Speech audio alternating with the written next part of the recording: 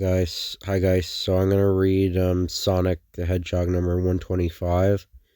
This is another request from a friend outside YouTube. Um, yeah, I'm just gonna continue where the aliens invade Earth, or Mobius. So there's a big 125th celebration.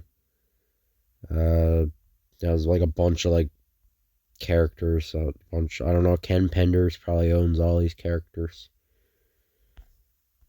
But he probably wrote this, or no, he didn't. Okay, this time he didn't. So, Sonic Adventure 2.5 Omega, Chapter 1. Story Carl Bowlers, inks Andrew Pope, Peepoy. Pencils Dave Manek, colors Jason Jensen. Letterer Jeff Powell, managing editor Victor Gorlick. Editor J.F. Gabry. Editor in chief Richard Goldwater. So, Castle Acorn. Run that by us again, Sal? Nicole and I learned that the attack dates during which the alien Zorda claimed to have wiped out all of the planet Earth civilizations roughly correspond to the legendary Days of Fury here on Mobius, which means that there's a 99% chance that Mobius and Earth are the same planet. The computer network here at Haven has reached the exact same conclusion, Princess Sally. Thanks, you Luck. It's important we contact the Zorda ship on Megalopolis at once. Rotor? I think I've got something, Princess. If you could just have Sonic. Have me do what? Help me carry this thing over to the castle. It's huge. This headgear will be able to project your thoughts into the Zorda spaceship, King Max. You'll be able to communicate with them, and hopefully change their minds about destroying Mobius. Wish me luck. Dad, wait, let me do it. Sally? Yes. I think I can make a really good argument based on my findings.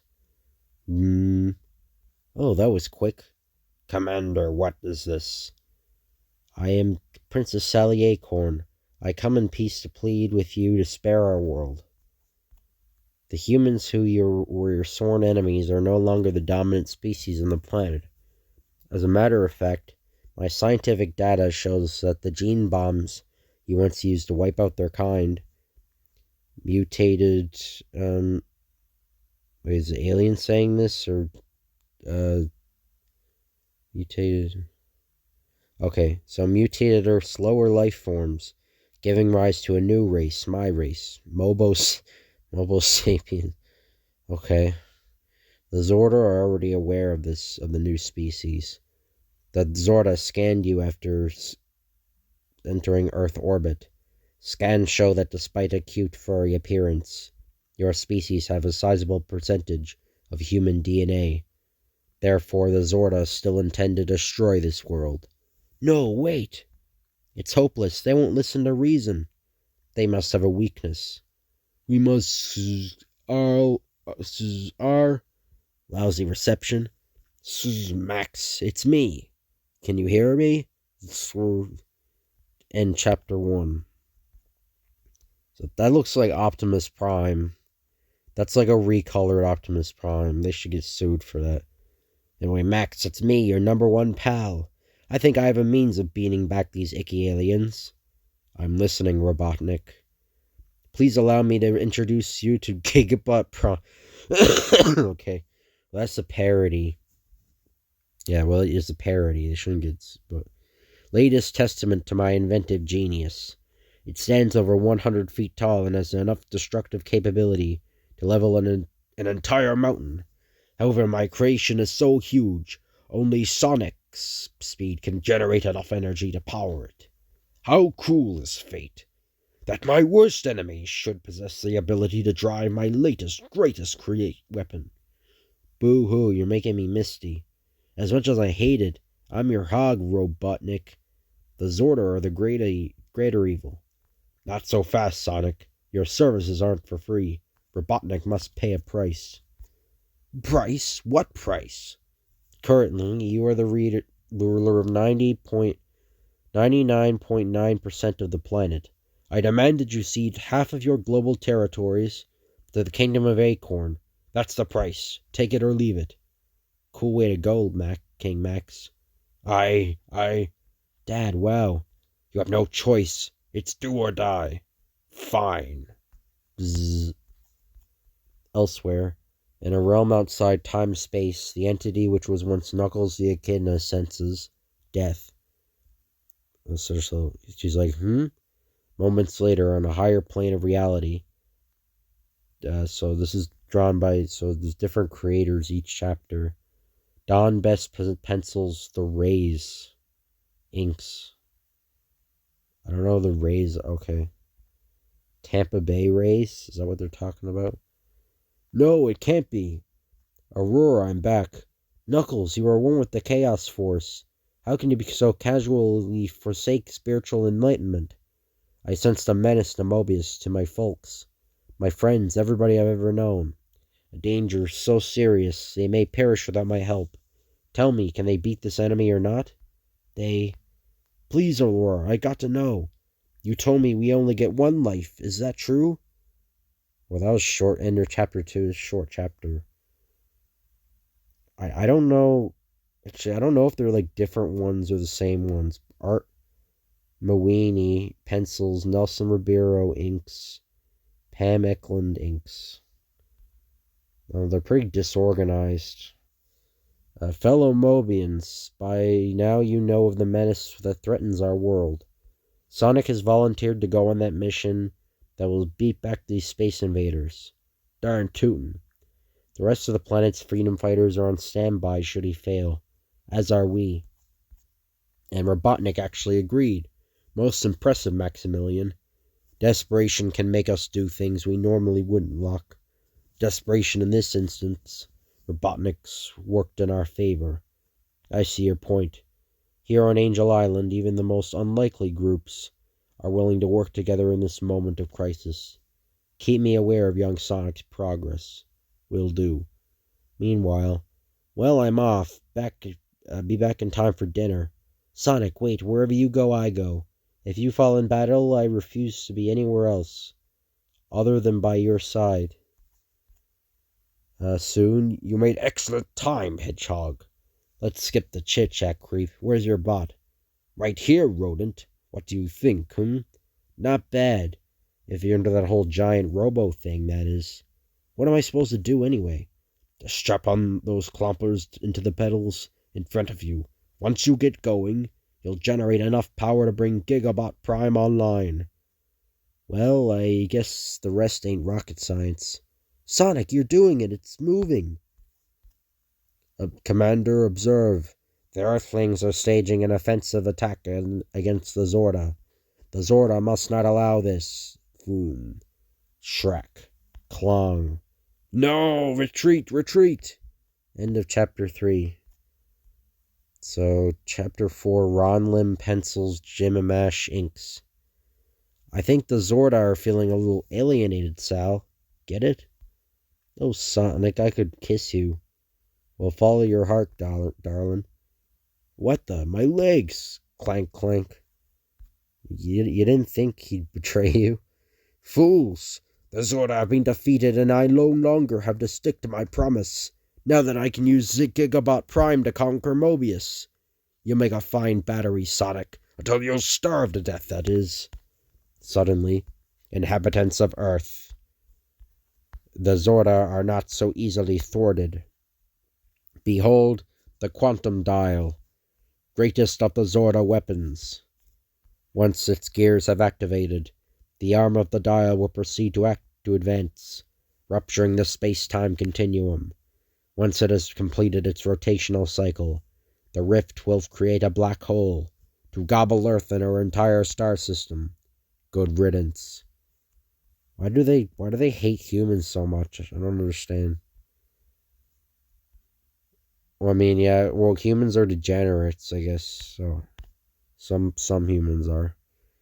Poppycock, I'll simply use Gigabot Prime to smash this quantum dial 6 ways to Sunday. The pedals are starting to move.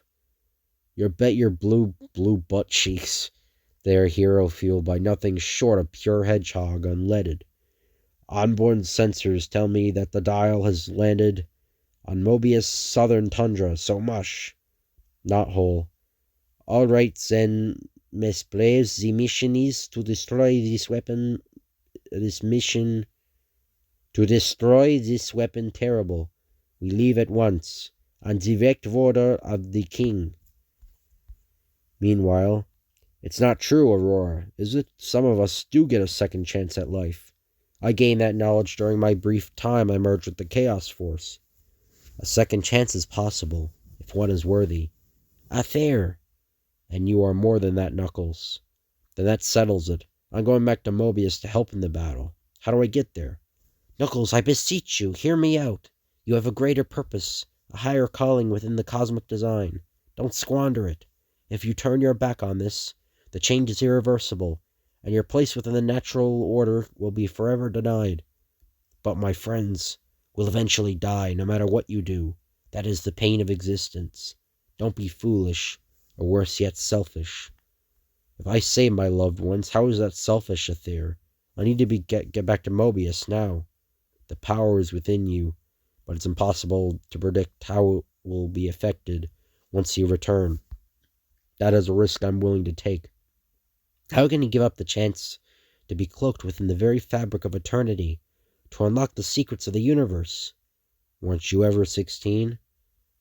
End of chapter 4.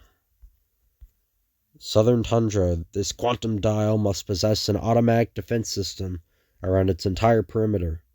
So this time it's Steve Butler, pencils, Justin Amash inks. All technology-based weapons, including Station Square's most powerful missiles, fall apart harmlessly once they arrive within 50 feet of that thing. Holy cow, Commander Brass. That's what I'm talking about, Tails. These alien hostiles are highly advanced. We're going to have to tackle the dial head-on. They came from all walks of the planet in order to save it. There's Big the Cat in the background. In the past, some have stood together as allies, while others have faced off as enemies. Today, all petty feuds must be put aside to destroy a device capable of global annihilation. Heroes, villains, with the fate of their world hanging in the balance. Look, Tails, the dial's arm has started to move. So what are we waiting for, everybody? Let's do it! And they're all just running. Without warning, vip, vip, vip, a sophisticated defense grid is activated. Poom, poom. Ugh! Look out, Fiona. Hey, there's Robotnik's Gigabot Prime. Then that means... Sonic, up ahead. I see it, Sal. The quantum dial. Suddenly... I don't understand, Sonic. Robotnik's robot just fell apart in mid-flight. Well, at least we're inside the defense perimeter. A blessing because it, ruins Robotnik's plans for conquest. Foop. Nicole? And a curse because how are we going to stop this dial now? I've scanned the dial and I'm relaying the info back to Rotor and Knothole. Rotor? Got it, Nicole. These readings indicate that once the dial's arm is in motion, there's no stopping it.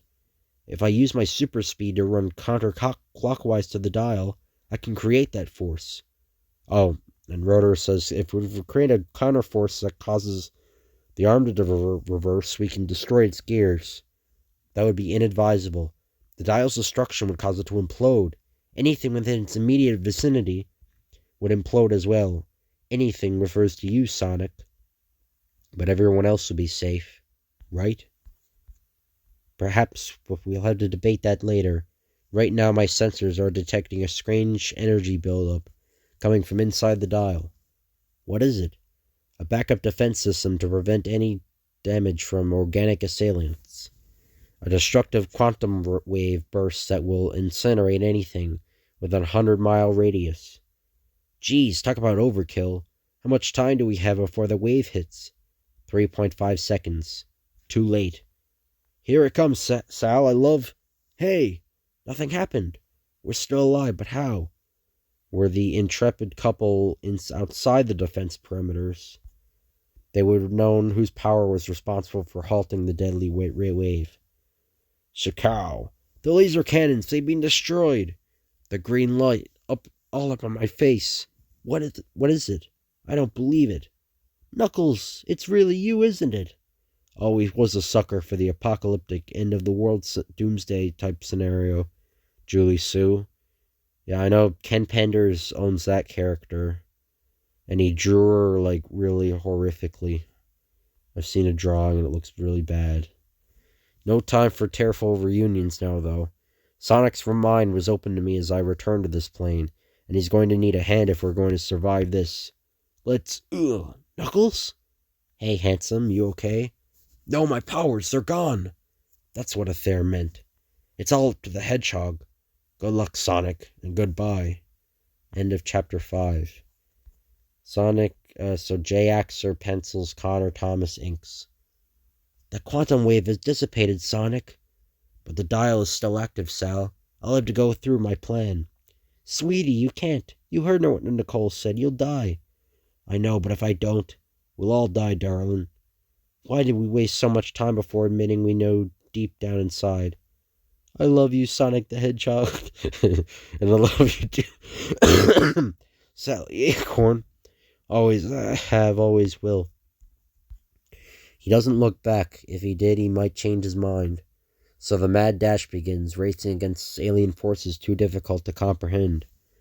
Running to save the lives of his family, his friends, his world. How many times has he done this? Risked his life and limb for the greater good. Perhaps too many times, too many. But if he can do it just once more, it would have all been worth it. Boom. Sonic? And though the laughter of a friend is no longer heard, so they already built the statue of him. His memory will endure. His spirit lives on. The danger will be longer, the nights longer by far. Can the princess ever accept this irreversible fate? This overwhelming sadness? Can any of them? She's uncertain. As the Mobian moon shines on a world that should have perished, the princess comes to one conclusion. Life is way too short, and indeed too fast. He's gone. Her words are too heavy, crushing them beneath their weight. Jeez, look at Amy. Amy's gone crazy. With enough heartbreak, loss, and pain to last them for the rest of their days. A world that is once more safe, but a champion has fallen. What price victory? So yeah, everybody came out. Sonic's funeral. Wait, Knuckles is wearing like a tuxedo or something. And Eggman is So epilogue. 849,000 light years away. Shoom. To be continued. So yeah, I might read. I don't know if I'll read the next one. I might. So this is the last. So greetings and salutations, Sonic fans.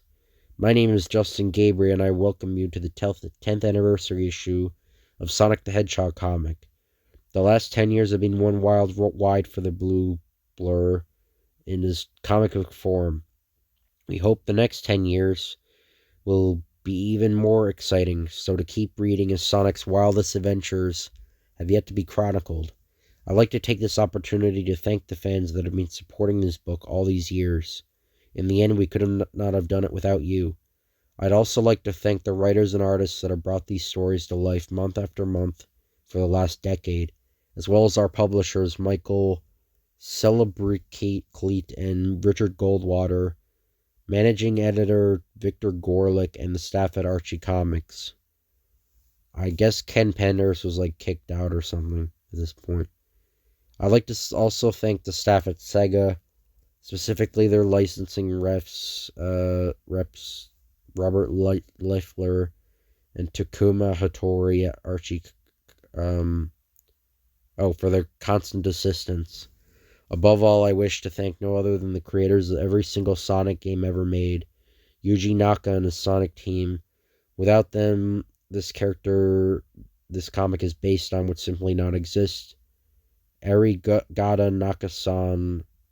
Now I'm honored to present a special message for him. So without further ado, Yuji Naka. From Sonic's birth back in 1991, Sonic has appeared in many forms across many different media. While Sonic originated on a home console, he quickly made his way to the arcades and was soon transformed into a toy line, TV cartoon, and even a comic series. Perhaps the largest reason why Sonic has made it this far and has enjoyed so much success is because his fans have showed continual love and support through the years, and for this we are grateful. When Sonic the Hedgehog was born on the Genesis, we went through what seemed like an endless period of trial and error, trying to find the perfectly new action hero, something that nobody had ever seen before. The game itself was a high-speed adventure that allowed players to experience a sensation never before felt, married with gameplay simple enough so that anyone could play.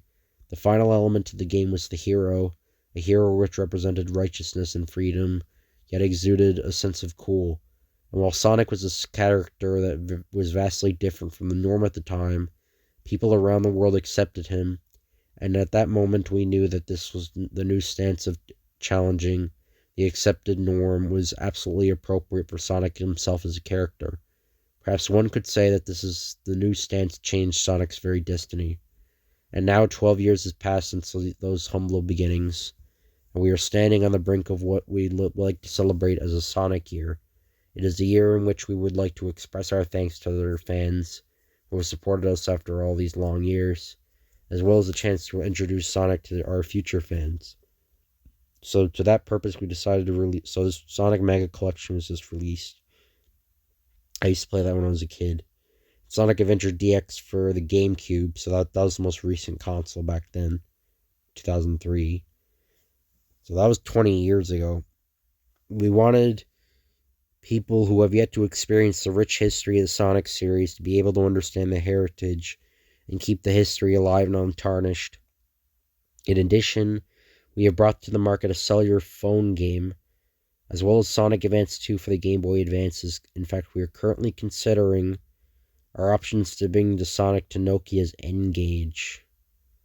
Yeah, I think that was like some sort of handheld console.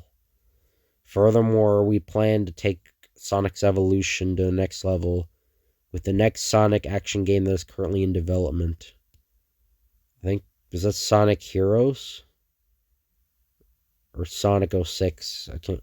Beyond our games, we are planning to bring Sonic to a greater audience, primarily to the children of the world, through a program we haven't not done in over 7 years of McDonald's Happy Meal promotion starting this summer. As in addition, the new TV animation series Sonic X debuting this past spring in Japan. Of course, we love all the children of the world who enjoy the series, so we're planning a worldwide release as well. Across borders and across generations, we will continue our oath of creating characters that we love throughout the years. Sonic will continue running with us at his side for many years to come. Yuji Naka, President and CEO, Sonic Team Limited. So yeah, that's the end of that comic. Some messages from Sonic's creator back in 2003. And we hope you guys enjoy this video. If you could like, comment, or subscribe, that'd be appreciated. Thank you, and I'll see you guys later.